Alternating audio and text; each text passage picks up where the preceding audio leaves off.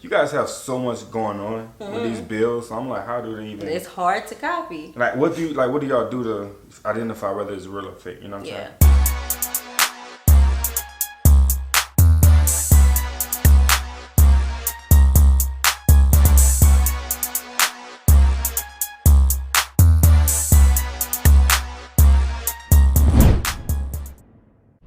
What's good, y'all? It's the Demouchets React, and we're back with another video. Who we got today, C? Today we're back with another American reaction. Yes. We're super excited about this video, guys. If you're new to us and we're new to you, make sure you scroll down, hit the red subscribe button, and turn on the post notification bell because we're on the road to 50K. And we cannot get there without you guys, all right? Join the family. Without further ado, let's get into the video. Prior to 2002, most European countries had their own independent currencies. France had the French franc, Italy had the Italian lira, and Finland had the Finnish markka, to name just a few. It made trade and travel a lot more complicated, as you needed to change your money for each different country, often incurring exchange rates, commissions and fees. What's more, there was often vast disparity between the values of each currency. Whilst the Italian lira banknote stretched all the way up to 500,000, the highest denomination French franc was only 500, so if you were visiting one from the other, it would be very difficult to gauge how much you were actually spending. In practice, it was a nightmare.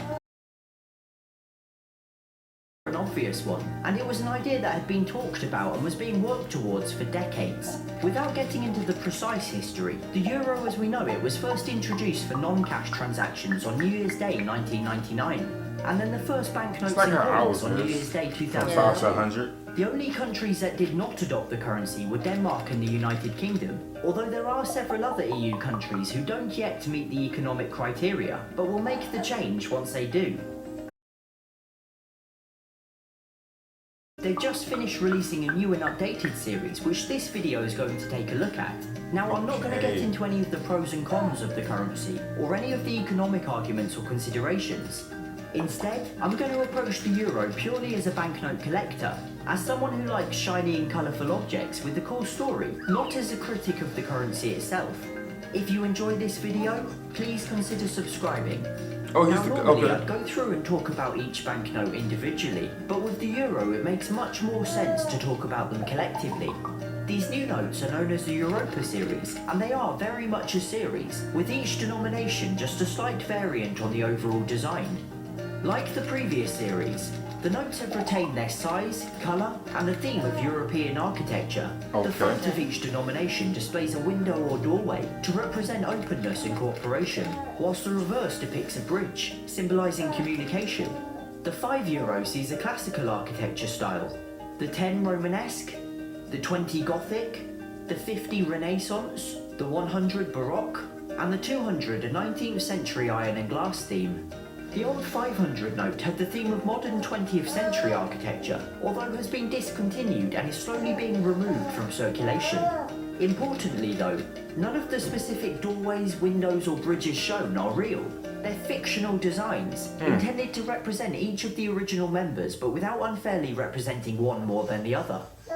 Also, like the previous series, the reverse of each note features a map of Europe, although this time including Malta and Cyprus, who have both since joined the Eurozone, as well as left to show the Canary Islands and some of France's territories. But that's about it for the similarities. So what exactly has changed?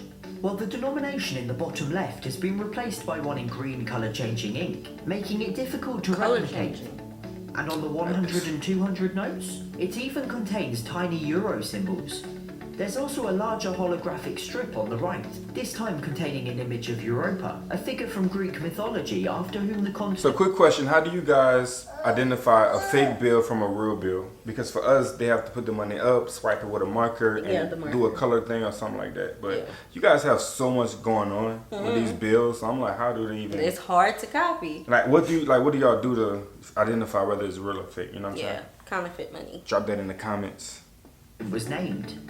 Europa can also be seen in the watermark of each note, alongside the denomination and piece of architecture, although admittedly it does kind of resemble a kid's drawing. In terms of other security features, both series are fairly similar.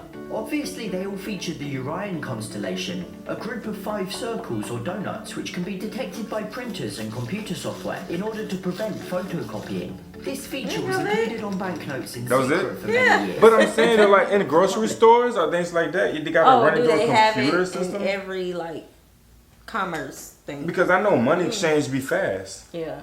So it's like, I don't know. What do they specifically do? Because I know persons can't just eyeball to put up a V light and be like, yeah, that dot is wrong, sir. You can't have that. So it's like, I want to know. I don't know. And if a person did try to, make counterfeit money, it looked like they will be having the technology though is real. Yeah, so people can literally just take it right back out. You know what I'm saying? So I'm just curious, you guys. I want to know. But here, birth certificates. Mm-hmm. If you try to copy it, what comes out of the printer, it'll say this is not official. This is not official all along it. So I wonder if that's the same thing that they have. That's cool. Interesting. Yeah. I want to know though. Drop that. First detected it on a €10 note, hence the name and the fact that it sort of doesn't really resemble Orion. Under UV light, certain elements of the notes glow to indicate their authenticity, including the stars in the flag and the stars around the architecture, as well as certain sections of the reverse. Tiny glowing flecks are also visible, something they purposely add into the paper, again to show their authenticity. But the new notes have added another really cool security feature in the form of these short diagonal lines on the edges of each note. If you fold the notes round to form a circle, they perfectly line up, indicating that the note is likely genuine, as counterfeiters something you can do manually yourself, so precise with their printing. And these notes have introduced a microprint too, seen in the stars in the middle of the note. If you look extremely closely, you'll see the word euro repeating in 3 different alphabets. Again, something that counterfeiters cannot achieve with inexpensive printers. And what is probably my favourite hidden feature?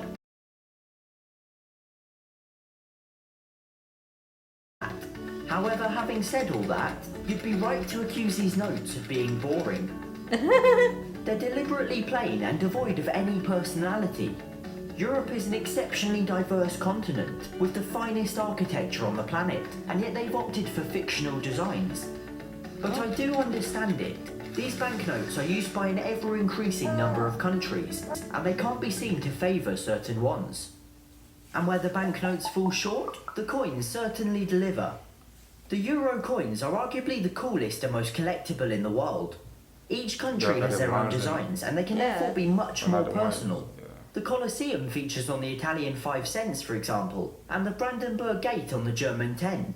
And even some countries that aren't EU members have their own coins, such as San Marino and Vatican City. In total, there are more than 300 different designs across the different values and countries, making them an absolute dream for collectors. They most certainly make up the lack of variation in the banknotes. But if that's still not enough, there are some euro banknotes that are decidedly more interesting. Zero. This is a €0, a souvenir note printed on real banknote paper, with real security features and authorised by the European Central Bank.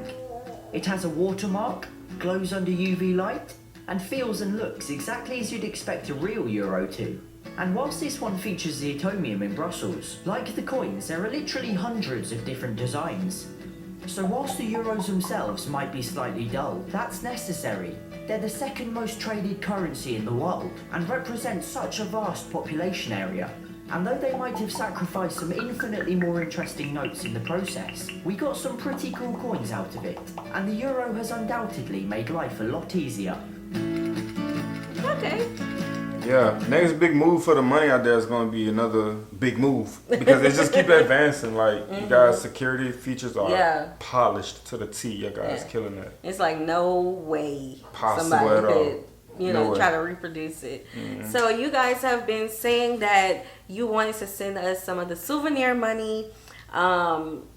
Our mailing address is down in the comment section below if you would like to do that. We are still going to go around and collect it on our own when we do start traveling abroad. So, like this video, subscribe, turn on the post notification bell. We have enabled the super thanks if you would like to support the channel that way. And again, the mailing address is in the description box below. We'll see you soon. Peace.